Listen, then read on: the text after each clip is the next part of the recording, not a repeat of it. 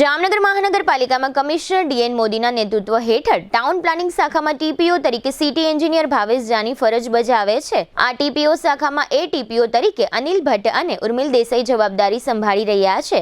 જામનગરમાં બાંધકામ અંગેની મંજૂરી એટલે કે રજા ચિઠ્ઠી ટાઉન પ્લાનિંગ શાખા તરફથી આપવામાં આવે છે. 2025-26 વર્ષમાં જામનગરમાં કેટલીક વિકાસ પરવાનગી એટલે કે બાંધકામની નવી મંજૂરી માટે કેટલી એપ્લિકેશન આવી છે તથા કેટલી મંજૂર કરવામાં આવી છે અને કેટલી રિજેક્ટ કરવામાં આવી છે તેની જાણ જીટીપીએલ જામનગર ન્યૂઝના દર્શકોને થાય તે માટે ગઈકાલે સોમવારે જીટીપીએલ જામનગર ન્યૂઝના મેનેજિંગ એડિટર જયેશભાઈ રૂપારેલિયાએ ટાઉન પ્લાનિંગ શાખાની મુલાકાત લીધી હતી. આ મુલાકાત દરમિયાન ટાઉન પ્લાનિંગ શાખામાં છેલ્લા 8 થી 10 વર્ષથી ફરજ બજાવતા ટીપીઓ અનિલ ભટ્ટ અને ઉર્મિલ દેસાઈએ જણાવ્યું હતું કે ઊંચાઈ 15 મીટરથી નીચે હોય તેવા બાંધકામની મંજૂરી ઓનલાઈન રાજ્ય સરકારના ઈ-નગર પોર્ટલના માધ્યમથી આપી દેવામાં આવે છે. ચાલુ વર્ષ 2025-26ના 6 માસ દરમિયાન બાંધકામની મંજૂરી માટે 3955 ઓનલાઈન અરજીઓ ઇન્વર્ટ થઈ છે, જેમાંથી 3029 અરજીઓને બાંધકામની મંજૂરી આપી દેવામાં આવી છે. 583 અરજીઓને અલગ અલગ કારણોથી રિજેક્ટ કરવામાં આવી છે. 26 હાઈ રાઇઝ બિલ્ડિંગોને આ 6 માસ દરમિયાન મંજૂરી આપવામાં આવી છે. પ્લોટિંગ માટે લેઆઉટની 20 અરજીઓ પાસ કરવામાં આવી છે, જેને કારણે આ બધું વર્ક આઉટ કરવાથી મહાનગરપાલિકાને આ 6 માસ દરમિયાન 37 કરોડની જંગી આવક થવા પામી છે. અનધિકૃત રીતે બાંધેલા બાંધકામોને રેગ્યુલર કરવા માટે ઇમ્પેક્ટ ફીના નામે રાજ્ય સરકારની એક સ્કીમ છેલ્લા 2 વર્ષથી ચાલે છે, જેમાં 12,000 બાંધકામોને રેગ્યુલર કરવા માટે અરજીઓ આવી છે, જેમાંથી ટીપીઓ શાખાએ 4,500 અરજીઓ ઇમ્પેક્ટ ફીની સ્કીમ હેઠળ મંજૂર કરી છે. 5,800 અરજીઓ રિજેક્ટ કરવામાં આવી છે. 700 અરજીઓની કાર્યવાહી હજુ ચાલુ છે. આ 2 વર્ષ દરમિયાન ઇમ્પેક્ટ ફી પેટે ₹35 કરોડની આવક મહાનગરપાલિકાને થઈ છે. ટાઉન પ્લાનિંગ શાખાએ જર્જરિત અને ભયજનક 28 ઇમારતોનું આ 6 માસ દરમિયાન ડિમોલિશન કરી દૂર કરી છે. ટીપીઓ અનિલ ભટ્ટે વધુમાં જણાવ્યું હતું કે કોઈપણ એપાર્ટમેન્ટમાં ફ્લેટ લેવાનો થાય ત્યારે બિલ્ડરો પાસેથી ફ્લેટ ધારકે બાંધકામનો પ્લાન, મંજૂરીનું સર્ટિફિકેટ, બાંધકામ વપરાશ પરવાનગીનું સર્ટિફિકેટ અને ફાયર એનઓસી લેવી જરૂરી છે. આમ જામનગર બાંધકામ ક્ષેત્રમાં ખૂબ જ પ્રગતિ કરી રહ્યું છે, જેના કારણે આ 6 માસ દરમિયાન 4,000 જેટલી બાંધકામની મંજૂરી માટે ટાઉન પ્લાનિંગ શાખાને અરજીઓ પ્રાપ્ત થઈ છે. બાંધકામની મંજૂરીને લઈને જયેશભાઈ રૂપારેલિયાએ ટાઉન પ્લાનિંગ શાખાના ટીપીઓ ઉર્મિલ દેસાઈને ઘણી જ પ્રશ્નોત્તરી કરી હતી, જેના મુખ્ય અંશો પ્રસ્તુત છે. જામનગરના ફૂડ લવર્સ માટે આવી છે શાહી ભેટ. જામનગરનું ખ્યાતનામ પાપા લુઈસ પિઝા હવે પ્રવેશે છે પોતાના બીજા વર્ષમાં અને સાથે લાવ્યું છે એક અનોખો food festival of 101+ dishes. Unlimited પિઝાની વેરાયટી સાથે પંજાબી, ગુજરાતી, ફુલકા રોટી, Chinese, South Indian, Italian taste અને પાણીપુરી તથા ઇન્ડિયન મીઠાઈ સહિત 101થી વધુ સ્વાદિષ્ટ વાનગીઓ, તે પણ અનલિમિટેડ. લંચ માત્ર ₹293 અને ડિનર માત્ર ₹345 જીએસટી સહિત દરેક લંચ અને ડિનર બાદ ફ્રી આઈસ્ક્રીમની મીઠી મોજ તો ખરી જ. દર બુધવારે ખાસ ઓફર. લંચ બફેટ ₹293 ને બદલે ફક્ત ₹239, ડિનર બફેટ ₹345 ને બદલે ફક્ત ₹269. એટલે કે સ્વાદ, મજા અને બચત ત્રણેય એક સાથે. બર્થડે પાર્ટી હોય, કોલેજ ફ્રેન્ડ્સનું ગેટ ટુગેધર હોય, એન્ગેજમેન્ટ પાર્ટી હોય કે કોર્પોરેટ મીટિંગ અથવા મસ્તી ભરી kitty party, Papa Louis pizza બની ગયું છે આખા જામનગરનું ફેવરિટ ફૂડ ડેસ્ટિનેશન. સ્થળ Papa Louis pizza, Awadh square, Jamnagar Lalpur road, near Shell petroleum, green city, Jamnagar. સંપર્ક 96 243 33 355. Papa Louis pizza. એકવાર આવશો તો વારંવાર આવશો.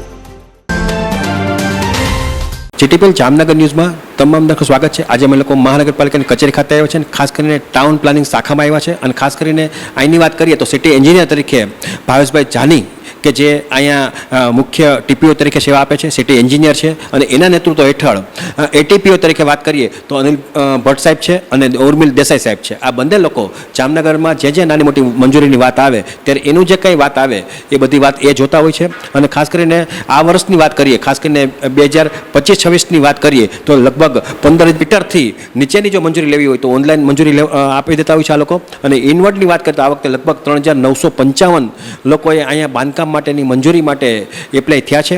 એમાં લગભગ 3029 ને લોકોને મંજૂરી મળી ગઈ છે અને લગભગ 583 મંજૂરી જે લોકો લેવા આવ્યા હતા એ રિજેક્ટ થયા છે. ગમે નાની મોટી ક્વેરી હોય પછી ક્વેરી દૂર કર્યા પછી ફરી પાછા એપ્લાય થવાનું હોય છે અને પછી પાછી ફરી મંજૂરી મળતી હોય છે.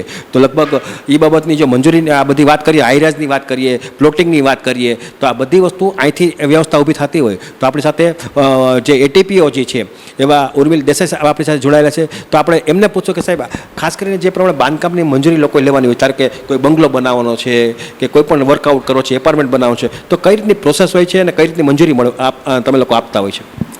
બાંધકામની મંજૂરી માટે અત્યારે હાલે જે સરકારશ્રીના વર્ષ 2019થી ઈ-નગર પોર્ટલ સરકારશ્રીએ વિકસાવેલું છે, જેમાં 15 મીટરથી ઓછી ઊંચાઈની તમામ વિકાસ પરવાનગીઓ એ ફરજિયાત રીતે ઈ-નગર પોર્ટલ ઉપર આપવામાં આવે છે. જેમાં જે પ્લાન છે એ પણ સરકારશ્રીએ જે સોફ્ટવેર વિકસાવેલ છે એ સોફ્ટવેર દ્વારા પ્લાનની ચકાસણી થાય છે. ઈ-નગરમાં જામનગર મહાનગરપાલિકાના રજિસ્ટર્ડ કોઈ પણ આર્કિટેક્ટ કે એન્જિનિયર પાસેથી પ્લાન બનાવી અને તમામ ડોક્યુમેન્ટો સાથે અરજદારે અરજી કરવાની રહે છે. જે પ્લાનની ચકાસણી સોફ્ટવેર દ્વારા થાય છે અને એમાં જો કોઈ ક્વેરી હોય તો એ સોફ્ટવેર દ્વારા જ ડાયરેક્ટ જનરેટ કરી અને અરજદારશ્રીના આર્કિટેક્ટને મળી જતી હોય છે.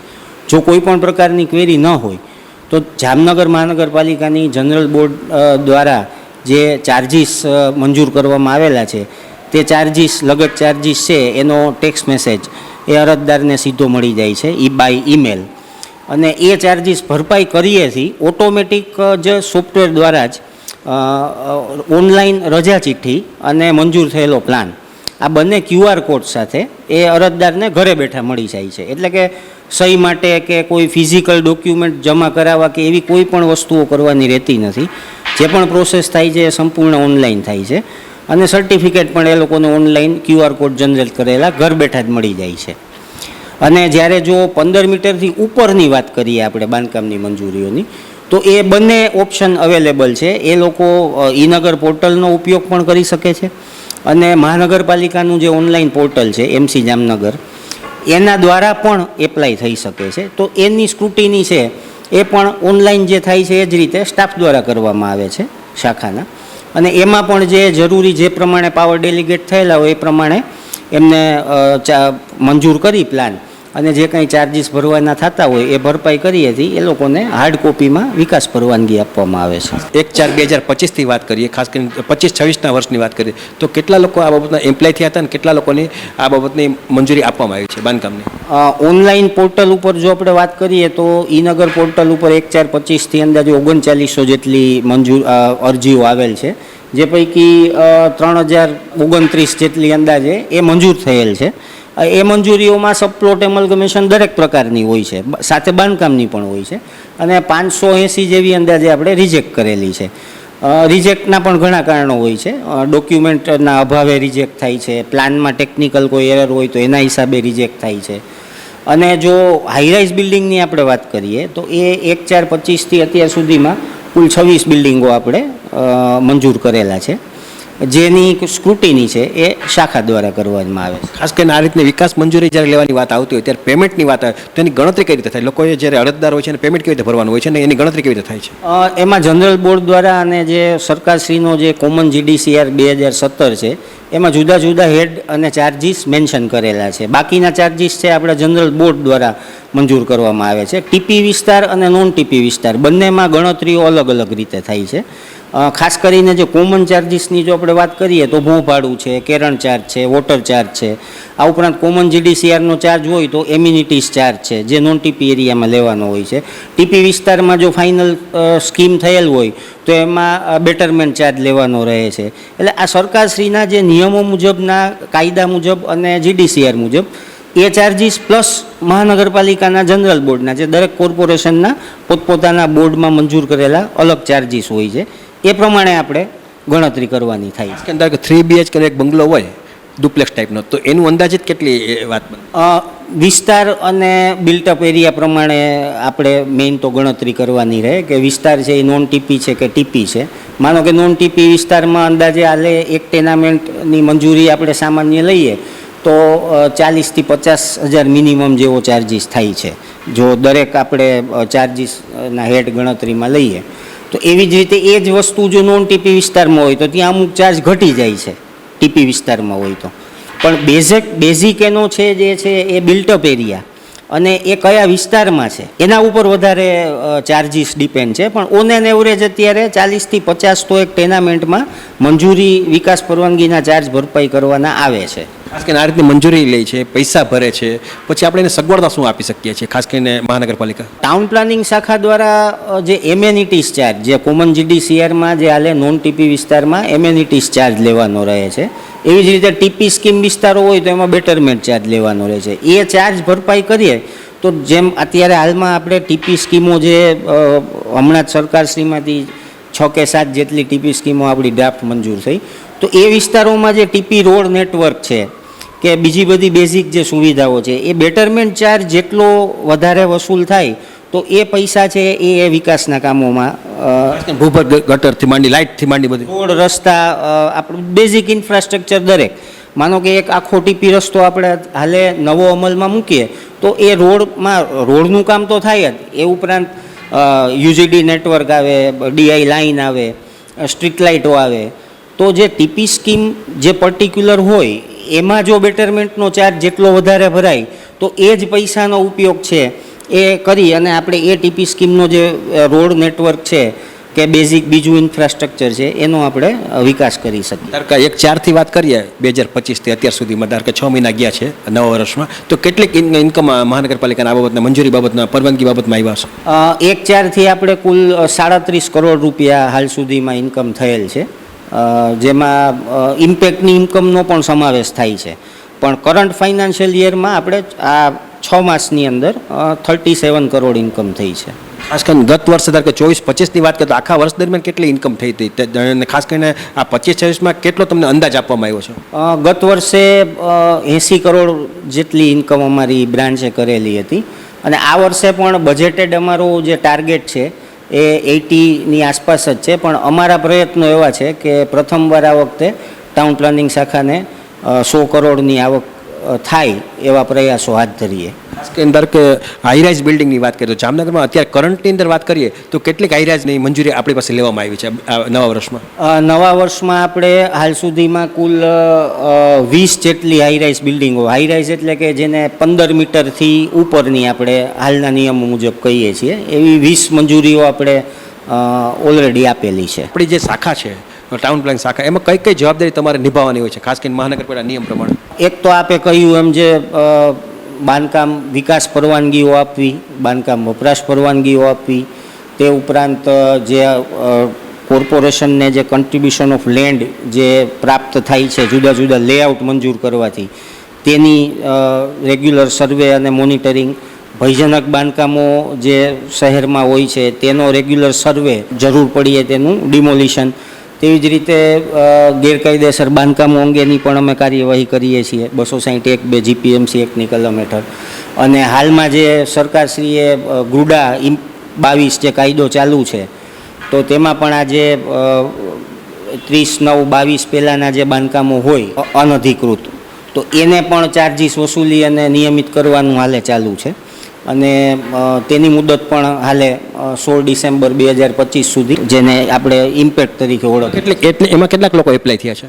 ઇમ્પેક્ટમાં અત્યાર સુધીમાં જે 1/10/22ની સ્થિતિથી હાલ સુધી વાત કરીએ તો કુલ 12,000 જેટલી અરજીઓ આવેલી છે, જેમાંથી અંદાજે 4,500 જેટલી આપણે મંજૂર કરેલી છે, 5800 જેટલી રિજેક્ટ છે. હવે રિજેક્ટનું શું થાય? ધારો કે રિજેક્ટનું તમારા લોકો ધ્યાન તો પડી ગયું છે, તો હવે એના ઉપર એક્શન શું? એમ ધારો કે એને ગેરકાયદેસર બાંધકામ કર્યું તો નક્કી છે. રિજેક્ટ માટેના કારણો અલગ અલગ હોય છે, કારણ કે કોઈ પણ અરજી ઇન્વોલ્વ થયેથી એની સમય મર્યાદા 6 માસની છે. તો 6 માસની અંદર પ્રથમ ક્વેરી જ્યારે અમારા દ્વારા કોઈ ડોક્યુમેન્ટ રિલેટેડ હોય એ જનરેટ થઈ હોય તો એ સમય મર્યાદામાં પૂરી ન કરવાથી એ પણ ઓટો રિવોક કે ઓટો રિજેક્ટ થાય છે. સેકન્ડ કે અરજદારની અરજી મંજૂર થયા બાદ એને જે ચાર્જિસ ભરવાના થાય છે એની પણ સમય મર્યાદા છે કે એને 60 દિવસમાં ભરી આપવાના હોય છે. જો એ 60 દિવસમાં ચાર્જ ન ભરે તો પણ અરજી ઓટો રિવોક થાય છે. રિજેક્ટ થઈ જાય સમજ્યા, પણ પછી મહાનગરપાલિકા તરફથી એક્શનમાં શું ગેરકાયદેસર બાંધકામ છે એ તો નક્કી છે. રિજેક્ટ થવાના મેક્સિમમ કારણ આ છે, ડોક્યુમેન્ટનો અભાવ. એનું બિલ્ડિંગ તો ઊભું છે, પણ તો એના માટે શું એના માટે એક્શન શું? એ તો એ ફરીથી એપ્લાય થઈ શકે ને. એને ધારો કે હમણાં સમય મર્યાદા આવી જાય પછી શું? પછી સરકારશ્રી દ્વારા જે પણ કંઈ સૂચના આપવામાં આવશે, માનો કે આ તો ખાલી જામનગરનો પ્રશ્ન નહીં રહે, આખા ગુજરાતનો પ્રશ્ન રહેશે. એટલે જે પણ કાંઈ સરકારશ્રીની નીતિ અને નિયમો હશે એ પ્રમાણે આપણે પણ કાર્યવાહી કરવાની જ થશે. ખાસ કરીને બાંધકામ વપરાશ પરવાનગી લેવી પણ ફરજિયાત છે. ધારો કે જે લોકોનું બિલ્ડિંગ તૈયાર થઈ ગયું છે, ખાસ કરીને હાઈરાઇઝ હોય, એપાર્ટમેન્ટ હોય કે ઘરનું હોય, જે કંઈ હોય તો એ પણ ફરજિયાત છે. પણ લગભગ લોકો એ બાબતમાં આગળ નથી વધતા અને પછી ભવિષ્યમાં ડિસ્ટર્બ થાય છે. બાંધકામ વપરાશ પરવાનગી લેવી ખૂબ જ જરૂરી છે. ખાસ કરીને હાઈરાઇઝ લોરાઇઝ બિલ્ડિંગોમાં તો ખૂબ જ જરૂરી છે. કારણ કે હમણાં જ આપણે ઘણી બધી બનાવો કે ઘટનાઓ જોઈ જે આગ લાગવાથી કે છેલ્લા વર્ષોમાં, તો એ બધી સેફટી અને કસ્ટમરની એક જે કોઈ બિલ્ડિંગમાં ફ્લેટ લેતા હોય, લીગલી પણ બાંધકામ વપરાશ પરવાનગી ઇઝ મસ્ટ. કારણ કે રેરાનો કાયદો આવ્યા પછી રેરામાં પણ રજિસ્ટ્રેશન કરી અને એમાં પણ બાંધકામ વપરાશ પરવાનગી ફરજિયાત કરેલ છે. એટલે દરેક લોકો જે હાલે નવું મકાન લેવાનું વિચારતા હોય, ખાસ કરીને જુદા જુદા ઘણા ઇન્ફ્રાસ્ટ્રક્ચરના પ્રોજેક્ટ અત્યારે રેસિડેન્શિયલ મિક્સ યુઝ ઘણા બધા ડેવલપ થાય છે જામનગરમાં. શહેરની હદ પણ વધી છે, તો એ નવા વિસ્તારો પણ ડેવલપ થાય છે. તો આવું વિચારતા હોય એ લોકોએ આ વસ્તુઓ ખાસ સુનિશ્ચિત કરવી જોઈએ કે વિકાસ પરવાનગી લીધેલી છે કે નહીં, પ્લાન જોવો જોઈએ, મંજૂર થયેલો પ્લાન શું છે, અને છેલ્લે જ્યારે લેતી વખતે બધું નક્કી કરીએ ત્યારે બાંધકામ વપરાશ પરવાનગી અને ફાયર એનઓસી આ તો ખાસ સુનિશ્ચિત કરવું જોઈએ કે આટલી સુવિધાઓ તો હોવી જ જોઈએ. ત્યારબાદ જ આગળ એમને બાંધકામ જ્યારે કરતા હોય છે ત્યારે આપણી શાખા તરફથી એની કોઈ વિઝિટ કરવામાં આવે છે? હાઈરાઇઝ તમામ જેટલી પણ બિલ્ડિંગો છે તેમાં ટાઉન પ્લાનિંગ શાખા દ્વારા પ્રોગ્રેસ સર્ટિફિકેટ ઇસ્યુ કરવામાં આવે છે જુદા જુદા સ્ટેજમાં. એટલે માનો કે કોઈ હાઈરાઇઝ બાંધકામને મંજૂરી આપીએ એટલે સૌથી પહેલાં વર્ક કમેન્સમેન્ટ સર્ટિફિકેટ હોય છે જે ડેવલપરે મહાનગરપાલિકામાં રજૂ કરવાનું હોય છે કે આ વિકાસ પરવાનગી પ્રમાણે અમે આ તારીખથી આ કામ ચાલુ કરીએ છીએ, એટલે કે ચાલુ કરવાની જાણ કરવાની હોય છે. ત્યારબાદ સેલર હોય ધારો કે બિલ્ડિંગમાં, તો શરૂઆત સેલરથી, સેલર પછી પ્લિન્થ, પછી ગ્રાઉન્ડ, પછી ઇન્ટરમીડિયેટ અને છેલ્લે ફાઇનલ. આ 5 જુદા જુદા તબક્કા સ્થળ ઉપર પૂરા જ્યારે પણ થાય ત્યારે એની અહીંયા લેખિતમાં જાણ કરી મહાનગરપાલિકાના સ્ટાફ દ્વારા, ટાઉન પ્લાનિંગ શાખાના સ્ટાફ દ્વારા એની વિઝિટ કરવામાં આવે છે અને યોગ્ય હોય એ પ્રમાણે એમને ફ્લોર સર્ટિફિકેટ આવી રીતે પ્રોગ્રેસ વાઇઝ આપવામાં આવે છે. ખાસ કરીને તમારી શાખા તરફથી જર્જરિત જે હોય છે, ભયજનક બાંધકામ હોય છે અત્યારે કરંટની અંદર, તો એના માટે તમે આગળ એક્શનમાં આવો છો ને એ કઈ રીતે એની માપદંડ શું હોય છે? ને આ વર્ષની વાત કરીએ તો કેટલાક બાંધકામને દૂર કર્યા છે? ટાઉન પ્લાનિંગ શાખા દ્વારા દર વર્ષે પ્રી મોન્સૂનની કામગીરીના ભાગરૂપે તો જર્જરિત બાંધકામોનો સર્વેની રેગ્યુલર કામગીરી કરવામાં આવે જ છે. એમાં સમગ્ર શહેરને આપણે આવરી લઈએ છીએ. ખાસ કરીને જે જૂનો વિસ્તાર છે આપણો જામનગરનો, એનો ખાસ સર્વે કરવામાં આવે છે. અને આપણે જે પણ કંઈ સર્વે કરીએ છીએ એ તો ફિઝિકલી જ કરીએ છીએ અને ફિઝિકલી જ જોતાં આપણને લાગે કે કોઈ બાંધકામ કે બાંધકામનો ભાગ કે કોઈ જર્જરિત લાગતો હોય કે જેના પડવાથી કોઈ જાનહાનિ થવાની શક્યતા હોય, તો એ તાત્કાલિક આપણે 200 GPMC એક્ટની કલમ જે છે 264 એ મુજબ અરજદારોને આપણે માલિક કે જે પણ કોઈ એના વપરાશ કરતા હોય એને નોટિસ ઇસ્યુ કરીએ છીએ. અને ઘણા બધા કેસમાં આપણે જ્યારે બહુ કોઈ વસ્તુ એકદમ સિરિયસ લાગતી હોય કે ભાઈ આ બહુ ડેન્જર જ છે, તો એ તો સીધું આપણે એસ્ટેટ શાખા સાથે ટાઈઅપ કરી અને ડિમોલિશ કરીએ છીએ. આ વર્ષે આપણે ઓલરેડી 28 જેટલા બાંધકામો કે બાંધકામના ભાગ એ તો ઓલરેડી ડિમોલિશ કરી આપેલા છે, કરી જ નાખ્યા છે. ઘણા લોકો સ્વેચ્છાએ રિપેર પણ કરે છે. એટલે આ પ્રક્રિયા છે એ નિરંતર આખું વર્ષ દરમિયાન. એસ્ટેટ શાખા જ્યારે જાય છે અહીંથી મહાનગરપાલિકાની કચેરી તરફથી, તો એનો જે ચાર્જિસ વાત આવે એ ચાર્જિસ આપણે પાર્ટી ઉપર નાખીએ છીએ? એ લેવાના હોય છે. એકચ્યુઅલી ટાઉન પ્લાનિંગના બજેટમાં કોઈ આવી જોગવાઈ નથી, પણ ડિમોલિશનના ચાર્જ જે છે એ આપણે લેતા હોઈએ છીએ. મોટાભાગે આપણે જે બાંધકામો ડિમોલિશ કરીએ છીએ એમાં એ લાંબા સમયથી બંધ હોય છે. મોટાભાગના કિસ્સાઓમાં જોવા મળ્યું છે. તો માલિક હોય સાહેબ? માલિક હોય છે, સ્વેચ્છાએ ખાલી એ કરી આપે છે, એવું નથી, સપોર્ટ પણ મળે છે. પણ ચાર્જિસ બાબતની ટાઉન પ્લાનિંગ શાખાના બજેટ ટોટલી ફ્રી ના, ફ્રી તો ના. જે વસ્તુ જેની જવાબદારી જે છે એ તો ભરપાઈ કરવાના આવે, અને એ પણ અમે હવે નવું આજે આપે કીધું એમ જ કે ભાઈ હવે છેલ્લે હાઉસ ટેક્સમાં એના ચાર્જિસ જે પણ કાંઈ એના પર બિલ્ટઅપ કે જે કાંઈ ડિમોલિશનના ચાર્જ હોય એ એમના હાઉસ ટેક્સમાં બિલમાં છેલ્લે ન ભરપાઈ કરે તો ત્યાં હવેથી તો ભૂતકાળમાં તો ગયા ને. હા, એટલે પણ એને પોઝિટિવ રીતે અમે એ રીતે લઈએ છીએ કે કોઈ જર્જરિત મકાન પડે એમને મને કાંઈ જાનહાનિ થાય તો જે મહાનગરપાલિકાની પહેલી પ્રાથમિક ફરજ છે કે ભાઈ એવા અકસ્માતો બને એટલા નિવારવા. તો એ હેતુથી એને અમે એ લોકો નિષ્ક્રિય થઈ જાય ને સાહેબ, તમને કહી દઉં. તમે લોકો ભરો કાંઈ તમે પેનલ્ટી કે દંડ કાંઈ પૈસા ન માગો તો એ લોકો નિષ્ક્રિય છે કે આપેલા મહાનગરપાલિકાને લોકો આવશે ને પાડી નાખશે. જનરલી લોકોની અપેક્ષાઓ એવી હોય છે કે મહાનગરપાલિકા જ કાર્યવાહી કરે, પણ હવે ફ્રી છે એટલે હવે એ મેન્ટાલિટી બદલે છે. કારણ કે છેલ્લા જો 3-4 વર્ષની હું વાત કરું તો અંદાજે એવરેજ દર વર્ષે અમે 30 થી 40 બાંધકામો ડિમોલિશ કર્યા છે. પણ એમાંથી મેં કહ્યું એમ મોટાભાગના છે એ બંધ હાલતમાં કે એ રીતે જોવા મળેલા હોય છે. પણ લોકોને હવે જ્યારે એ લોકો આવે મહાનગરપાલિકામાં આવી અરજીઓ લઈને કે ભાઈ અમારું બાંધકામ જર્જરિત છે, તો અમે પણ હવે ટાઉન પ્લાનિંગ લેવલે પણ અને એસ્ટેટ શાખા પણ જાણ કરતી હશે કે ભાઈ આના જે કાંઈ ડિમોલિશનના જો મહાનગરપાલિકા ડિમોલિશન કરે તો એના ચાર્જિસ છે એ તમારે જે કાંઈ હશે એ પે કરવા પડશે. આ રીતે તમે જોયું કે આ ઉર્મિલ દેસાઈ સાહેબ હતા, અને ખાસ કરીને જે પ્રમાણે એનો કારણ કે છેલ્લા 8-10 વર્ષથી આ શાખામાં જોડાયેલા છે એટલે બધા નિયમોથી માંડી બધી એને સિસ્ટમની ખબર હોય. પણ આ રીતે બાંધકામની મંજૂરી હોય છે આ શાખામાં લેવાની હોય છે, અને ખાસ કરીને આ લોકો એમને પ્રાયોરિટી આપતા હોય છે. અને ખાસ કરીને જે લેઆઉટ પ્લોટિંગ હોય છે એની પણ અહીંયા મંજૂરી મળતી હોય છે. હાઈરાઇઝની વાત કરીએ તો હાઈરાઇઝની બિલ્ડિંગની પણ મંજૂરી અહીંથી મળતી હોય છે. પણ એનું જે સુપરવિઝન છે આમ સામાન્ય ત્યાંના જે બોસ કહેવાય, અહીંના જે મુખ્ય અધિકારી કહેવાય એવા ભાવેશ જાની સાહેબ છે, અને સિટી એન્જિનિયર છે, અને એના નેતૃત્વ હેઠળ આખી શાખા ચાલે છે. અને લગભગ 37 કરોડ રૂપિયા જેવી ઓલરેડી આવક થઈ ગઈ છે 6 મહિનામાં. પણ એનો જે લક્ષ્યાંક છે એ 100 કરોડ ઉપર છે. કારણ કે આ વખતે ખાસ કરીને ધંધાની અંદર પણ એક તેજી આવી છે, બાંધકામમાં પણ તેજી આવી છે. એના હિસાબે દિવસે દિવસે જામનગરમાં બાંધકામની પણ વર્કઆઉટ વધ્યું છે. અને જે પ્રમાણે એક્ટિવિટી છે એ પ્રમાણે ટાઉન પ્લાનિંગ શાખા કામ સારી રીતે કરે છે. અને જે પ્રમાણે જે એક્સપિરિયન્સ છે એવા અનિલ ભટ્ટ સાહેબ અને ઉર્મિલ દેસાઈ આ બંને લોકો એટલા બધા એક ઝોન પાડેલા છે એ એકી અને બેકી, કે 1 નંબર 3 નંબર 5 નંબર 7 નંબર એ ઉર્મિલ દેસાઈ સાહેબ સંભાળે છે. અને બેકીની વાત કરીએ તો 2, 4, 6, 8 એવા જે વોર્ડ છે 8 વોર્ડ એમને સંભાળે 8 વોર્ડે. એટલે આ બધી ફાઇલો જે છે એ પોતે 1 to 1 ચેક કરતા હોય છે. અને આ રીતે ટોટલી મંજૂરી છે માંડી નાની મોટી જે કાર્યવાહી હોય છે એમાં પૂરેપૂરું લોકો ધ્યાન આપતા હોય છે.